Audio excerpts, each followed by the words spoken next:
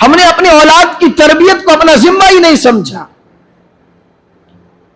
جس کا نتیجہ یہ پہنچ چکا ہے کہ آج ہماری اولادیں بے قابو ہو چکی،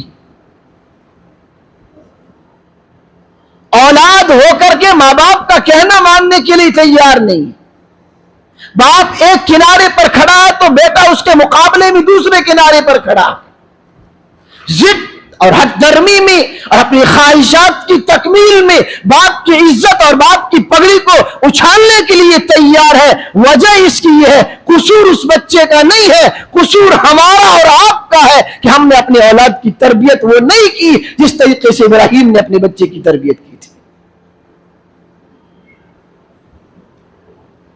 ہر جائز اور ناجائز خواہشات کو پورا کرنے کے لیے آج ہماری نوجوان اولادیں، بچوں کا تو حال ہی برا ہے،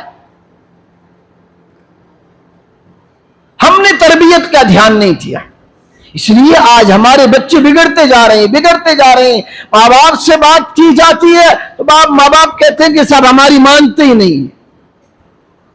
یہ کیسی اولادیں ہم تیار کر رہے ہیں؟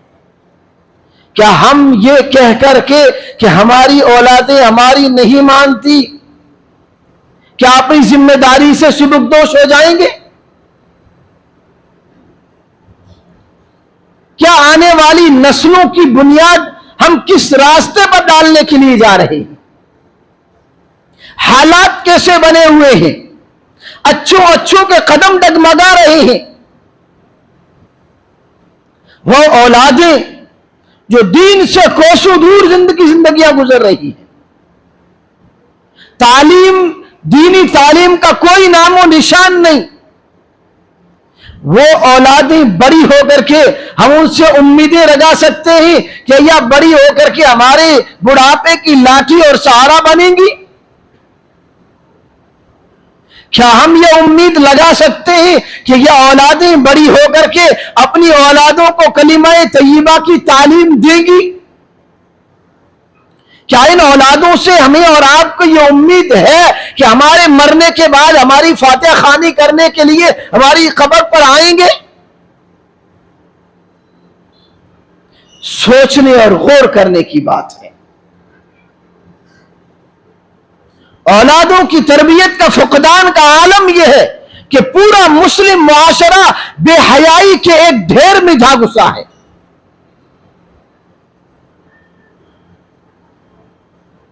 بے حیائی جس قوم میں پھیل جاتی ہے اس قوم پر اللہ کی رحمتیں کبھی نازل نہیں ہوا کرتی۔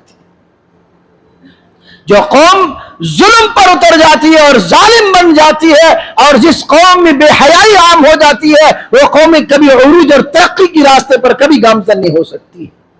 یہ ایک اصولی اور پکی ٹھکی بات ہے، اور ان دونوں چیزوں کا ہم اور آپ شکار ہو چکے ہیں۔ سب سے پہلے اس معاملے میں ہمیں غور کرنے کی ضرورت ہے، ہم اپنے بچوں کی تربیت اچھی کریں۔ کہاں جا رہی ہے ہماری نسل میرے بھائی؟ کیوں ہمارے کانوں پر جوں نہیں رینگتی ہے؟ کیوں ہم فکر مند نہیں ہوتے ہیں کہ ان کے ایمان کی سلامتی کے لیے ہم کیا کرنے جا رہے ہیں؟ ایک نوجوان بچہ جو ابھی بالغ ہونے کی عمر کو پہنچ رہا ہے، بالغ نہیں ہوا ہے، ابھی بلوغت کی دہلیز پر قدم رکھ رہا ہے، وہ اپنے خواہشات کے معاملے میں اور اپنی ضد کو پوری کرنے میں اتنا ضدی بن چکا ہے کہ پورا خاندان ایک طرف ہے اور وہ بچہ ایک طرف ہے۔ آپ اندازہ لگائیے جب یہ بڑا ہو جائے گا، جوان ہو جائے گا تو اس کی جو ہے بددینی کا عالم کیا ہوگا؟ کیا یہ بچہ بڑا ہو کر کے اس معاشرے میں اور اپنے خاندان میں اچھائی کو فروغ دے گا یا بے حیائی کو پھیلائے گا؟ اس کا اندازہ کم عقل والا انسان بھی لگا سکتا ہے۔ یہ غور کرنے کی بات ہے۔ ہم ہر چیز سے یوں کہہ کر کے سبکدوش ہو جاتے ہیں۔ ہر ایک کی ذمہ داری ہے، ہر ایک کی، ہم میں سے ہر ایک کی ذمہ داری ہے، کوئی چھٹکارا نہیں مل سکتا۔ ہم یوں کہہ کر کے نہیں چھوٹ سکتے، میں یوں کہہ کر کے اپنا دامن نہیں چھڑا سکتا کہ میں نے تو بہت سمجھایا تھا یہ نہیں سمجھے۔ اگر عملی اقدام میں آپ کے ساتھ میں شانہ باشانہ کھڑا نہیں ہوا تو میں بھی پکڑا جاؤں گا اور آپ بھی پکڑے جائیں گے۔ اس لیے سب سے زیادہ جو اس وقت ہمیں اور آپ کو فکر کرنے کی ضرورت ہے، اپنی آنے والی نسلوں کو، جو جنریشن تیار ہو رہی ہے، جو بچپن میں ہے یا جوانی کی دہلیز پر جنریشن چل رہی ہے، اس کو ایک صحیح دشا کیسے دی جائے، اس کی کوئی فکر نہیں کر رہا ہے۔ بس ایک ہی مقصد ہمارا بن گیا ہے، رات کو جو ہے مغرب کے بعد گھر پہنچنا ہے، نہا کے دھو کر کے کھانا کھانا ہے، دوستوں سے ملنا ہے، 12-1 بجے سو جانا ہے، صبح 10 بجے اٹھنا ہے، کام پہ چلے جانا۔ یہ ہماری زندگی کا اور جو ہے روزمرہ کی زندگی کا شیڈول ہے۔ اپنی اولاد کی تربیت کی کوئی فکر نہیں ہمیں، بچی کہاں جا رہی ہے، لڑکا کا اٹھنا بیٹھنا کس کے ساتھ ہو رہا ہے۔ بس بچے نے ضد کر دیا، اس کو 50,000 کا موبائل لے کر کے دے دیا، اب وہ جانے، اس کا اللہ جانے کہاں جا رہا ہے، کس کے ساتھ اٹھ رہا ہے، کس کے ساتھ جو ہے اس کا آنا جانا ہے، کس کے ساتھ اس کی بات چیت ہو رہی ہے، سوشل میڈیا پر کس کے ساتھ جڑا ہوا ہے، وہ کس کو سن رہا ہے، کس کو فالو کر رہا ہے، اس سے ہمارا کوئی مطلب نہیں ہے۔ تو یاد رکھیے، ہم اپنی اولادوں کو جہنم کے راستے کو صرف ڈال نہیں رہے، بلکہ جہنم کا دروازہ کھول کر کے اپنی اولادوں کو دھکا دے رہے کہ جا جہنم میں تو اپنے کام میں بزی ہوں۔ اس سے بڑا ظالم باپ نہیں ہو سکتا، اس سے بڑے کوئی ماں باپ ظالم نہیں ہو سکتے کہ اپنی اولاد کی تربیت کی فکر نہ کریں۔ آپ پوری حدیث پڑھیے، قرآن کریم کا مطالعہ کیجئے، علماء کرام سے پوچھئے، آپ کو کہیں یہ نہیں ملے گا کہ باپ کی ذمہ داری ہے کہ اپنی اولاد کے لیے اچھا گھر چھوڑ کر کے جائے۔ آپ کو کہیں نہیں ملے گا، کہیں آپ کو یہ نہیں ملے گا کہ باپ کے اوپر واجب اور ضروری ہے کہ اپنی اولاد کو اچھی سے اچھی جو ہے نوکری دلوا کر کے جائے، کوئی ضروری نہیں ہے۔